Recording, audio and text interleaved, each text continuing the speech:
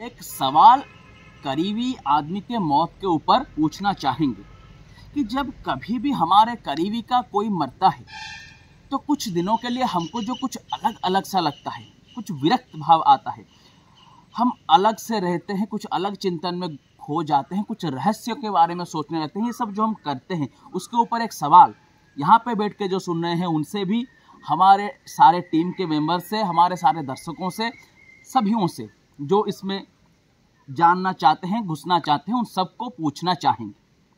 सवाल यह है कि जब कभी कोई हमारा करीबी का कोई हमारे जीवन में जिसकी कोई मूल्य है, जब उसकी मौत होती है, या फिर हम कभी जब कोई विभत्स मृत्यु यानी एक्सीडेंट में या किसी अलग चीज़ में एक भयानक मृत्यु को देखते हैं, अपने सामने उसके अनुभव को लेते हैं, तो कुछ दिनों के लिए हम खो जाते हैं। ना खाने में मन लगता है, ना पीने में, ना घूमने में, ना कुछ नया करने में। कुछ निकाल नहीं पाते निष्कर्ष कि क्या हुआ, क्यों हुआ, क्या होता है। इसमें से हम खो जाते हैं कुछ देने के लिए, जैसे गुम हो, इसी दुनिया में रहते हैं सबके पास, पर जैसे अकेले अकेले से होते हैं। हम कहते हैं कि हमें ये दुख लग रहा है, उसके जाने का दुख है ये, इसलिए ऐसा हो रहा है। पर हम ये कहना चाहेंगे कि ये दुख नहीं है। अगर गहराई से आप सोचें तो सवाल ये है कि क्या ये दुख है। अगर कोई गहराई से आप पूछेंगे अपने आप को अंदर से, तो आपको पता चलेगा कि ये जो आपको अलग अलग सा फील होता है, ये दुख नहीं है, वो भय है। बड़े गहराई से आप पूछेंगे तो पता चलेगा भय है। आपको भय सता रहा है कि उसके साथ जो हुआ कहीं मेरे साथ ना हो जाए। अंदर अंदर ही अंदर आपको ये खाए जा रहा है, आपकी मृत्यु की याद दिला रही है आपको उसकी मृत्यु, कि उसके साथ जो हुआ हो भी सकता है मेरे साथ हो जाए। ये सवाल आपको अंदर से, आप कहते नहीं, खुद से भी कहते नहीं, पर भाव आपके अंदर से सबकॉन्शियस में यही उठता है अवचेतन में कि कहीं ऐसा हमारे साथ ना हो जाए, किसी और करीबी के साथ ना हो जाए। ये है पहला भय। तो कुछ दिनों के लिए आपको जो ये अनुभव होते हैं, इसको कहा जाता है स्मशान बैराग। बैराग यानी इन सब चीज़ों से मुक्त, इन सब चीज़ों से राग टूट जाना, इच्छा टूट जाना। पर स्मशान बैराग, स्मशान के लिए ही, स्मशान में घटी हुई घटना को देखे कुछ दिनों के लिए हम बैराग में आते हैं, फिर से धीरे धीरे धीरे धीरे हम चले जाते हैं दुनिया के इस झमेले के अंदर। बड़े शायर कहते हैं, हमने ऐसे इसको सोचें कि जब भी आप मर जाएंगे, ऐसे भी लोग होंगे जो आपके मौत के जो भोज होगा उसमें आके ये कहेंगे कि पूरी में नमक कम है, खीर में चीनी कम है, और 2 खीरी, ये भी कहेंगे, खीर दो, पूरी दो, खाना दो। और भी ऐसे लोग होंगे जिनके थाली में रोटी भात रूखी सूखी वैसे ही पड़ी रहेगी, पर कितने दिनों तक, वो भी धीरे धीरे खाएंगे, पेट को पोसेंगे, दुनिया में आ जाएंगे। हालांकि आपको भूल नहीं जाएंगे हमेशा के लिए, पर हमेशा याद भी नहीं रखेंगे। तो ये जो भय है जो हमको सताता है जब करीबी का कोई मरता है, और हम उसके ऊपर किसी ना इमोशनली, इकोनॉमिकली और मैनेजमेंट वो हमारा करता था, कुछ ना कुछ तरीके से हम उसके ऊपर डिपेंडेंट होते हैं। तो जिसके लिए हम उसके ऊपर डिपेंडेंट थे, उसके चले जाने के बाद वो सब काम हमारा कौन करेगा। हम जो इमोशन उससे पाते थे, जो उसके छत्र छाया में बैठ जाते थे, किसके छाया में बैठेंगे। ये हजारों सवाल हमको अंदर से खाए जाते हैं, और इनमें से सबसे बड़ा सवाल ये है कि मेरा भी कभी मौत हो जाए तो क्या करूं। तो ये सवाल का जवाब कहाँ से मिले, कहाँ ढूंढें, जवाब है कि नहीं, रास्ता क्या है। हम ये जवाब ढूंढ नहीं पाते, फिर से दुनिया में घुस जाते हैं। क्यों? क्योंकि दूर दूर तक हमको इसके सवाल कहीं दिखाई नहीं पड़ते हैं। हम कोशिश तो करते हैं पर हमारे बस में नहीं लगते। जैसे हम 10th की एग्जाम दे देंगे चलेगा, पर IAS IIT तो हम सोचते हैं कि ये बहुत दूर हो रहा है, इसके लिए बहुत श्रम उठाने पड़े। इस तरह से IIT IAS से भी बड़ा साधना, बड़ा दूर हमको ये दिखाई पड़ता है कि मौत क्यों होती है, इसका भय कहाँ से आता है, ये कैसे टूटेगा। इसको जानने के लिए इतने उलझे हुए रास्ते हैं, इतने उलझे हुए सवाल हैं, इतने धुंधले मार्ग हैं, हमको कुछ दिखाई नहीं पड़ता। हम फिर से लौट आते हैं कि जो होना है होगा। ये एक बात है। और भी कारण है हम उसे ढूंढ नहीं पाते, क्योंकि जब हम उसे ढूंढने के लिए जाते हैं सवालों के जवाब अनुभव में जानने के लिए, तो ढोंगी हजारों बैठे हैं जो इतने कुतर्क करते हैं, इतने बेकार के सवाल के उत्तर देते हैं सिर्फ शास्त्रों से, किताबों से पढ़ के, अपना व्यापार चलाने के लिए कि ये हो जाएगा, यहाँ स्वर्ग जाओगे, नर्क जाओगे, ऐसे मरता है, पुनर्जन्म, अमुक समुक, ये सब हम सुनते हैं, पर हम इसको अनुभव नहीं कर पाते हैं कभी भी। और क्योंकि हम अनुभव नहीं कर पाते और हम झुठलाना भी नहीं चाहते, हो सकता है हो सकता है ना हो, तो हम फिर लौट आते हैं। ऐसे और कुछ ढोंगी भी है जो कहते नहीं ये पुनर्जन्म होता नहीं, कुछ नहीं होता है, खाओ पियो, बॉडी सिर्फ एक केमिकल का स्ट्रक्चर है, केमिकल का ढेरा है, मर जाओगे, ब्रेन डेड हो जाएगा तो कुछ नहीं होगा, सिर्फ मैटर है। इसको भी हम सुनते हैं। कोई भी निष्कर्ष पे, कोई भी कंक्लूजन पे, सिद्धांत पे, अनुभव पे नहीं पहुंच पाते, तो क्या करें? तो दो चीजें हम यहाँ पे कहना चाहेंगे। रोसो रजनीश कहते हैं कि मान लीजिए आप एक मरुस्थल में 7 दिन हो गए हैं, खो गए हैं, कहीं कोई नहीं है, आप अकेले हैं, धूप प्रचंड है, आपने देखा होगा मरुस्थल में, पानी की एक बूंद नहीं है, 7 दिन तक आपने पिया नहीं, आप उठ नहीं पा रहे हैं, नीचे गिर गए हैं, धड़क रही है आपकी धड़कन, शिथिल हो रही है, आप अब मरने वाले हैं थोड़े ही देर में। उसी समय आपके शरीर का, आपके प्यास का, कंठ का हाल जरा अनुभव करके सोचिए, सिर्फ सोचिए नहीं, सिर्फ उस जगह पे खुद को रख के देखिए कि गर्म तपती हवा, शरीर को 7 दिन सड़ गए हैं, आप वहाँ पे सूख गए हैं, कंठ जलन, प्यास में सह नहीं पाएंगे, उसी समय, और 5 मिनट में आप मर जाएंगे, स्थिति है। उसी समय वहाँ पे एक आदमी गुजरता है, उसके हाथ में पानी का एक बोतल है, आप उसे मांगते हैं, वो आपको कहता है कि पानी दूंगा पर एक शर्त है। शर्त क्या है? कि पानी तो मैं तुम्हें दूंगा, पानी पीने के बाद एक छुरा मेरे पास है, मैं तुम्हें छुरा भोंक के मार दूंगा, यही शर्त राजी हो तो पानी दूंगा। सवाल यह है कि आप क्या करेंगे उस स्थिति में? रजनीश कहते हैं, हम भी ये कहना चाहते हैं कि अगर आप बुद्धिमान हैं, इंटेलेक्चुअल पर्सन, आपके दिमाग काम करता है, तो आप जरूर ये कहेंगे कि मुझे पानी दो, चाहे ये शर्त हो कि मैं पानी पीने के बाद मर जाऊंगा, मुझे पानी दो। क्यों? क्योंकि अगर पानी ना पीऊं तो वैसे भी मैं मरने वाला ही हूं, तो अगर मरने वाला ही हूं तो मैं तृप्त होके पानी पी के क्यों ना मरूं, प्यासा क्यों मरूं? एक दूसरी बात यह है कि किसको पता है कि पानी पीने के बाद तृप्ति के कारण मेरे शरीर में फिर से ऊर्जा आ जाए और छुरा उससे खींच के लेके उसी को ही भोग दूं। कहने के पीछे का कारण अगर हम ढूंढेंगे नहीं इस सवालों के जवाब, बाधाएं बहुत हैं। पंडित पुरोहित, सो कॉल्ड पंडित पुरोहित हजारों चीजें कहेंगे कि पुनर्जन्म ये सब है, सिर्फ कहेंगे, अनुभव नहीं दे पाएंगे, उनके व्यापार चलाएंगे, आपको उनके बातों से अनुभव नहीं होगा तो आप पीछे लौट आएंगे, ढूंढेंगे नहीं। हजारों सोकल्ड वैज्ञानिक, सोकल्ड विज्ञान के चर्चा करने वाले जो खुद विज्ञान के बारे में कुछ नहीं जानते, व्हाट्सएप की यूनिवर्सिटी से डिग्री पाए हैं, वो आपको कहेंगे पुनर्जन्म नहीं होता है, शरीर मूर्ति के बाद कुछ नहीं होता है।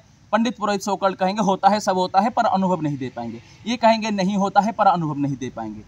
इन सभी बाधाओं से और एक बाधा क्या है कि आपको खुद भी दूर दूर तक दिखाई पड़ता है कि मेरे बस का बात नहीं है, संभव नहीं है ये इसको जानना इस जीवन में साधना करके या कुछ सवाल जवाब तर्क करके। इन बाधाओं से डर के अगर आप कोशिश नहीं करेंगे तो वैसे ही आप मरने वाले हैं। जिस मौत का भय आपको सता रहा है दूसरे करीब के मौत को देखकर, वही मौत आपके साथ घटेगा। कल नहीं आज घट सकता है, परसों घट सकता है, 60-70 साल के अंदर घटेगा ही। एक दिन रात सोए होंगे, सुबह उठेंगे नहीं। हर रोज 10 लाख लोग उठते नहीं, 20 लाख लोग उठते नहीं, कौन कह सकता है कौन किस दिन ना उठे। तो इसलिए आपको मरना तो है, जिस तरह से उसे मरुभूमि में मरना तो था ही, क्यों ना अगर मरना ही है तो इसको कोशिश करके, रियल अध्यात्म को, ध्यान को करके देख लें, कोशिश करके। हो सकता है मिल जाए, ना मिले तो ना मिले, ऐसे तो मरने ही वाले थे। ये सेटिस्फेक्शन तो रहेगा कि मैंने किया है, मैंने पानी पिया है मरुभूमि में, मैंने कोशिश की है। ये दुख तो नहीं रहेगा कि मैंने कोशिश ही नहीं की, शायद हो सकता है ये द्वंद्व, ये भ्रम तो नहीं रहेगा। और अगर ये कौन जानता है कि जैसे पानी पीने के बाद वो छुरा खींच के लेके उसको भोग दे, वैसे पता चले कोशिश करके कि मौत होता नहीं, कोशिश करने के बाद आपको पता चले अनुभव में कि मौत होता नहीं। इसलिए कोशिश कर लेना, उस फील्ड में जाके घुस के अपने को डेडिकेटेड करके IAS होने के लिए, IIT में जाने के लिए, कुछ छोटे मोटे सरकारी नौकरी, बिजनेस खड़ा करने के लिए इतने डेडिकेटेड हम होने पड़ता है, हम होते हैं। तो ये तो जीवन को जान लेना है। IAS IIT सब हम करते क्यों हैं? जीवन अच्छे से जिए। वही जीवन हाथ से चला जाएगा जिसको ये दिखाई पड़ता है वो IIT, IIM, IAS, बिजनेस सबसे ज़्यादा मेधावी है। बुद्ध को दिखाई पड़ा मृत्यु को देख के ही, वो बड़े मेधावी थे। उन्होंने कहा कि मृत्यु होती है तो मृत्यु आज ही मेरी हो गई, तुम रथ घुमाओ, मुझे ये सब नहीं करना है, ढूंढना है। इसलिए उतनी शिद्दत तो देनी ही होगी। तो वही ओशो रजनीश ये कहते हैं। और एक चीज़, वैसी मरुस्थल की एक घटना है कि सिकंदर को आप सब जाने होंगे, मटेरियल फील्ड में सबसे ऊंचा था सिकंदर राजा, विश्व को जीतने वाला। जो जा रहा था तो सब उसको सम्मान दे रहे थे। एक फकीर थे, पूछे भी नहीं, उसे देखे भी नहीं, उसे इग्नोर किए। उसको बड़ी तकलीफ हुई कि मैं राजा, मुझे सब सर झुकाते हैं। आके उनसे पूछा कि आप कौन हैं, मुझे आप भाव नहीं देते हैं? तो फकीर ने कहा कि सिकंदर, तुझे क्यों भाव दूं, तू कौन है? ना मैं विश्व विजेता हूँ, कितने सैन्य, कितने श्रम, कितने क्या उठा के मैंने ये दुनिया जीती है, साम्राज्य खड़ा किया है। तो उन्होंने कहा कि सोच, एक चीज़ सोच, मैं तुझे कहता हूँ। एक मरुस्थल में सेम घटना है। 7 दिन तक तू खो गया है, पानी के बूंद के लिए तरस रहा है, मर जाएगा, जलन हो रही है कंठ में, देह में, 5 मिनट में मर जाएगा। मैं तुझे मेरे वहाँ अचानक प्रकट होता हूँ, तुझे आधा गिलास पानी मेरे पास है, मैं तुझे दूंगा, उसके कीमत में मैं बेचूंगा तुझे आधा गिलास पानी, क्या दे सकता है? सिकंदर सोचा, कहा आधा राज्य दे दूंगा। उन्होंने कहा मैं दूंगा नहीं, फिर भी क्या दे सकता है? उसने फिर से सोचा, कहा पूरी राज्य दे दूंगा। उन्होंने कहा तो सोच कि जो साम्राज्य तू मुझे दिखा रहा था, जो पैसे समय आने पर ऐसे भी वक्त आ सकता है कि तेरे पूरे श्रम जीवन के पूरे साम्राज्य आधे ग्लास पानी के कीमत के भी नहीं होंगे। तो इसलिए फिर भी हम ये कहना चाहेंगे, रजनीश कहते हैं कि वो तो साम्राज्य मटेरियल के लिए भी पूरा जीवन डेडिकेटेड किया था उसने, अपना पूरा साम्राज्य देने की साहस उसने जुटाई सिकंदर। हम तो पूरे जीवन को जान लेना चाहते हैं, परमात्मा को जान लेना चाहते हैं, जीवन के रहस्यों को, मृत्यु को जान लेना। हमने क्या दिया है, हमने कितने डेडिकेशन दी है, हमने कितने समय उसमें लगाए हैं कि हम खुद लगाए हैं, इससे उससे सुन के नहीं, खुद खोजे हैं। कितने समय हम कहते हैं कि हो सकता है, नहीं हो सकता है, हमें कहने के अधिकार नहीं, हमें पहले खोजना चाहिए। एंड में एक कहा सच घटना कहना चाहेंगे बुद्ध के समय का। एक माता थी, छोटे उसके एक बच्चा था, पति उसके मर गए थे। इसके उसके घर में बर्तन धो के वो जीना अपनी गुजारा चला रही थी। वो जो छोटा बच्चा उसका जीवन था, थोड़ा थोड़ा बड़ा हो रहा था, वो छोटा बच्चा उसके सहारे ही माँ जी रही थी। एक दिन की बात है, एक सांप काट लेता है, वो बच्चा मर जाता है। लोग जमा हुए हैं गांव में, वो माँ छाती पीट पीट के रो रही है। रोना जायज है, आपको पता होगा। पेड़ पौधे जैसे शांत खड़े होकर रो रहे हैं, इस तरह की स्थिति है वहाँ पे। वो सबके पैर पकड़ रहे हैं कि मेरे बच्चा ही मेरा सहारा था, मेरा पति नहीं है, संसार में मुझे कोई नहीं। इस पति का प्रतीक, इस बच्चे को प्यार करके उसके चेहरे को देख के मैं जी लेता जीवन, वो भी चला गया। कितना निष्ठुर ये प्रकृति है, हाय रे दैव, ये मेरे बच्चे को कोई बचा लो जरा। सबके पैर वो गिर रही। सब ने कहा कि हम बचा नहीं सकता, हमको दुख है, पर क्या करें, तू एक काम कर, गांव के एंड में बुद्ध रहे हैं, तेरे सौभाग्य है, 3-4 दिन के लिए रहेंगे शिष्यों के टोली के साथ, फिर और एक गांव में चले जाएंगे, तो उनके पास जा, शायद वो बचा लें। वो दौड़ के जाती है, बुद्ध के चरणों में मरे हुए बच्चे को रखती है, कहती है बचा ले, भगवान है आप सब कहते हैं।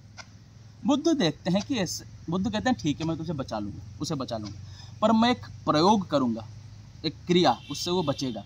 उस क्रिया के लिए मुझे कुछ चीज़ें चाहिए, तू ला सकती है? वो कहते हैं हाँ, जो भी कहेंगे ला दूंगा, जान दे दूंगा। तो उससे बुद्ध कहते हैं तो एक काम कर, इतने चीज़ करने की ज़रूरत नहीं, मुझे सरसों के दाने का एक मुट्ठी सरसों के दाना मुझे चाहिए। वो कहते हैं लेके आता हूँ। बुद्ध कहते हैं पूरे बात सुन ले, सरसों के दाने, एक मुट्ठी सरसों के दाने मुझे ऐसे एक घर से चाहिए जिसके घर से कभी कोई मरा नहीं हो। वो दौड़ के जाती है जोश में, हर घर में बुलाती है।